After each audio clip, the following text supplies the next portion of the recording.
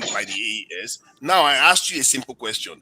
List the allies that are working with Russia that are doing very well. Then I will list the same allies working with the West that are doing very well. Now, so that will reveal something to you, I want to teach you something. Now, you list your allies. List 5 allies of the Russians that are doing very well, and I will list 5 of the West. Go. Do you think North Korea is doing bad in terms of the? No. Let me ask this. In terms of the military, do you think North Korea is doing bad? Hold on. Hey, yo, you know, Let me I've been very quiet, right? I'm gonna be 2 seconds, but something I just realized, right? I'm gonna be 2 seconds, bro. I'm gonna be 2 seconds. I would have been done. I'm gonna be 2 seconds, bro. I've been quiet, Okay, right? go on, So I'm Willie. gonna keep Yes, it go on. short. I just realized something, right? Just listening to Niger. Niger, just mute now, man. He's talking. He had enough. He is African Boule, right? And I understand like the reasoning. He doesn't know what a boule is. You gotta explain it to him. He doesn't know what a boule is. I'm a card carrier. He's British. He's British. He's British. Nah, he's not. He's not. He's not British, man.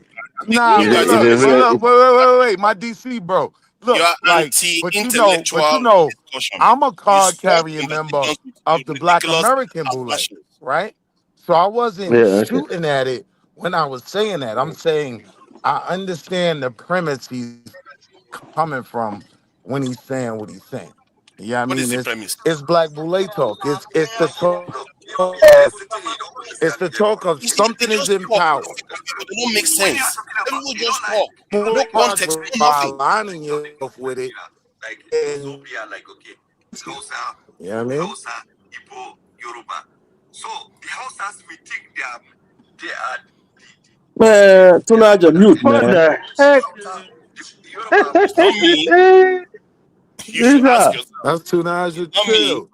So I asked him Tunaja, I was actually kind of agreeing with you, right? He couldn't list 5 to save us. Yo, so I wanted to teach him a lesson that he doesn't seem to understand. Okay, so what lesson? Who you ally with. Okay. Russia has a partnership with China. Isn't China powerful? Isn't China powerful? No, I'm asking you. Of course, China is powerful. They have a relationship with Japan. Japan is not powerful? Japan is powerful. Do they have a relationship with North Korea in terms of military agreement? Is North Korea powerful in terms of military? North Korea is powerful in terms of military. Okay. Yeah. How many else do we want? 2 more? Japan is not an ally of of Russia. Are you kidding me? Japan is not an ally of Russia. Are you nuts? They have partnership though. They do. What is wrong with this guy? No, they don't. Okay. I'll look it up. Okay, it's Niger. Guinea is one of the. Guinea is a country who partnered. Guinea, Republic of Guinea, partnered with Russia, and militarily they managed to secure the border. That's one good fact. Russia went to Central Africa. They helped Central Africa. They helped Mozambique. They helped South Africa. How many countries now? We what? 6? No. So when it comes to 5. Security, you said 5. I gave you. Guys, one second. Niger, let me help you. When it comes to security, wait, I actually want to see how Niger's gonna respond to that because he gave you 5. No, he'd be babbling all day. He had enough. You come back like tough. Yeah, you come back like you tough, man. You come from a very small tribe. Okay, let me exchange with you, man. A white man give you power. Get out of here, man. The white man give you power. You come from a useless tribe. DC God. No, leave. No, Ban, leave. Left his tribe. Ban, left his tribe business. No. Ban, leave that. The white man give no, Ban, leave the tribe. Leave the tribe alone. Left his tribe. Ban, no, I disagree. Ban. To the white man. Ban, no, leave the tribe. Left his tribe. He's just there talking. Left his tribe. Yeah. So the only hold on, you kids somewhere, man. Let's get back to one at a time. You don't know how to the white man give you power. That's why. The white man give you power. The white man give you basically. The white man give you power. Let's get back to actual discussion. The white man civilized you. The white man civilized you. Yeah. Now, let me answer your question. Right? Let me answer your question about Russia. Let me answer your question about Russia. Okay, because it looks like okay. Now look at because a lot of people, say, oh, socialism does not do nothing around the world and stuff like that, right? Okay, now look at it, right? The people that goes around the world conquer other people, right? It started with Spain, and then it went to British and so-called America and all that, right? So technically, it is the same people. Just like how if we want to come up here, right, and praise America, right? The British people did all the work, the infrastructures, how to rule the world, how to be empire, and then hand it to America. America just continue it. Without the world attached to the dollar, right? America would not be powerful at what it is. So if you gave that same advantage to Russia, Russia would be 20 times more powerful. 20 more times more powerful. The only reason why you see America is powerful because of what? The energy that's traded in dollar. And they got the power to impose sanctions. They impose sanctions on Russia. So Russia is not, whatever Russia is doing under duress. Tunaja, do you understand? And they are still able to do it. Under duress, they're doing it. Under big sanctions, Russia is still helping.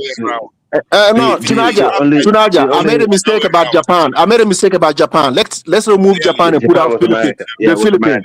So these are 5-6 countries, and let's add India. No, bam. Make her talk. Good. Okay. Let's do by time. Africa. You speak, and after that to Niger. Then we can go to what's his name? Okay. So what I'm saying is, right? My bad. Wall Street. But Tunaja, did I answer the question though? Yeah, you answered about 3 that I got. No, I gave you 2 more. I gave you the Philippines and I gave you India. That's 5. India. And the Philippines.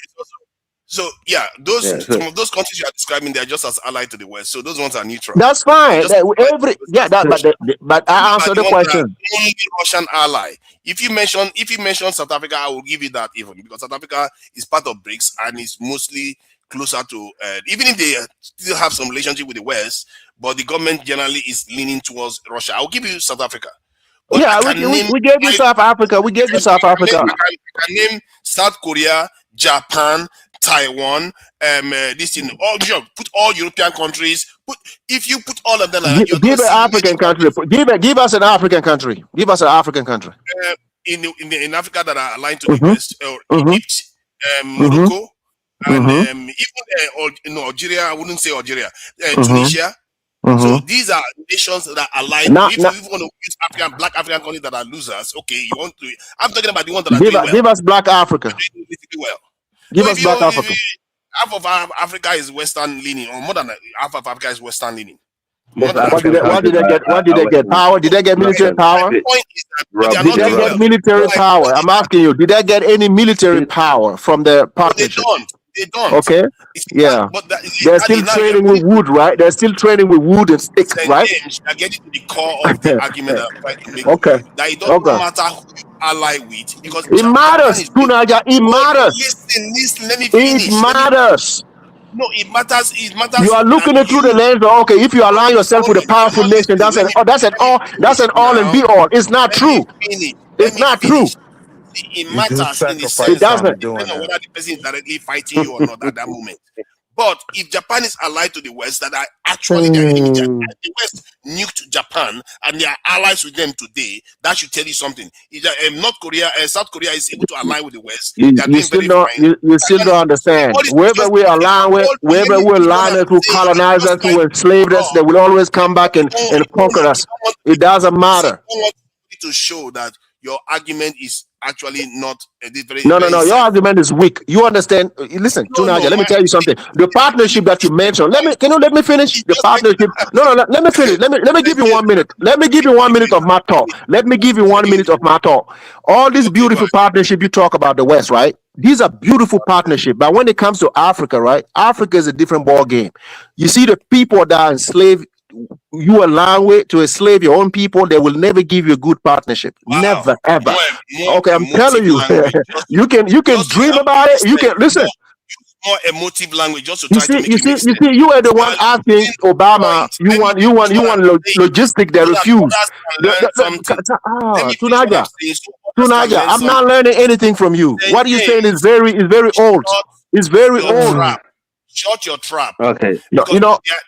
The reality is that let me make a point, right? You know, Tunaja, we thought, Tunaja, in the Sahel, right? In the Sahel, we thought we had a good partnership with the European Union. Tunaja, let me tell you, you refuse to listen. Tunaja, no, Africa. Let me tell him about the nature of the partnership. He doesn't understand these relationships are very dynamic. These relationships are very dynamic. He doesn't understand it. Let me finish. Right. We in the Sahel, we thought. No, I just let you finish what you are saying, and now you're interrupting me again. Okay, you keep talking. Go ahead and talk. Yeah, just go ahead and talk. My point is that, okay, don't interrupt me. Give me 1 minute at most. I'm not going to go up to 1 minute even. It's a very simple point. Depending on who you ally yourself with, it doesn't necessarily determine your outcome. What determines your outcome is how you approach your allies, how you propose to them the relationship you're going to ally with them on.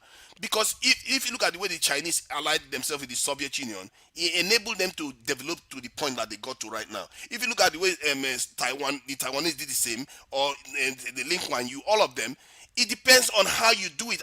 The way our African leaders do it, they always ally with the West in such a way that they will just be demanding training and weak demands. That's all they have. They don't see themselves as a people that should be able to assert themselves. It doesn't matter who you ally yourself with. It's what you demand from them.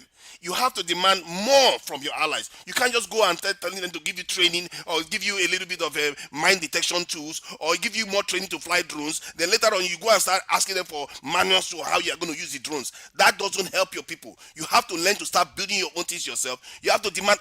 Do you know what the Chinese did for the Soviet did for the Chinese? The Soviet helped them, give them ballistic missiles and this thing. But you're contradicting yourself again, fool. Industries for them. See, my point is that why do you think the Soviets were able to do that when this thing Chamama went to the Soviet Anyway, I'm gonna make a cup of tea. Let me go and make a cup of tea. Let me finish what I'm saying. Okay, I went one. If you want to stop me, you say one. No. You say you want 1 minute. We give you two. Yeah. Okay, fine. I give ground on that one. If you want me to stop, I will stop. No, go ahead. If you want me to stop, I'll stop. Okay, so when Chamama went to China the first time, the first thing he demanded from them was their nuclear technology. Can you imagine going to a superpower that just developed nuclear technology as their cutting-edge weapon? You are demanding for it. Can you imagine Nigerians going to this in America right now to go and demand Americans give them their best jet fighter, the one that they are working on in secret on? That's what equivalent of what Chamamao did. But right now, if you see our leaders, when they go to the West or they go to Russia, they just demand their old machines. They just demand old stuff. I don't understand why we are so. Why do we feel like we are not worthy? Is it because we are actually not worthy? That is the problem. It doesn't matter who you ally yourself with. You are going to still have the same problem if our mindset don't demand more from our alliances. That's what I'm trying to make. So basically, what you are telling us, right? Based on what you observe in Africa, West Africa, especially in the Sahel. So you think Traore and them going to Russia, they're getting all materials. They don't ask for more because they are so narrow-minded and they don't see what we're up against. That's your assessment, right? So when you see you cut. No. Let me. So okay, everything is in progress, right? If you look at it, you're talking about training. Traore is one of the first leader in Africa that stood on his ground and said that no foreign government will never train our military again. If you look at Burkina Faso right now, we are training ourselves. So what you are talking about is irrelevant to me. That's what I told you. You don't have the information. Your information is outdated. Traore is not relying on nobody anymore. Our reliance is based on the equipment we order from Russia, because when you order them, there is also a clause that will allow them to come here and train you on your new equipment. That's it. No Russia is training our military any longer. That's what Traore said. That's why he didn't understand when Ghana, when they signed their partnership, they said Africans have to learn how to train their own soldiers because we know the terrain, we know everything around us, so a foreigner cannot come do that best for us. So Traore has already did that part to Niger. He already did that part. AES already is doing it. Hey guys, we got to close out. Hey, everyone, thank you for joining. Like, share, subscribe to Next Time Family Dynasty. Much for peace.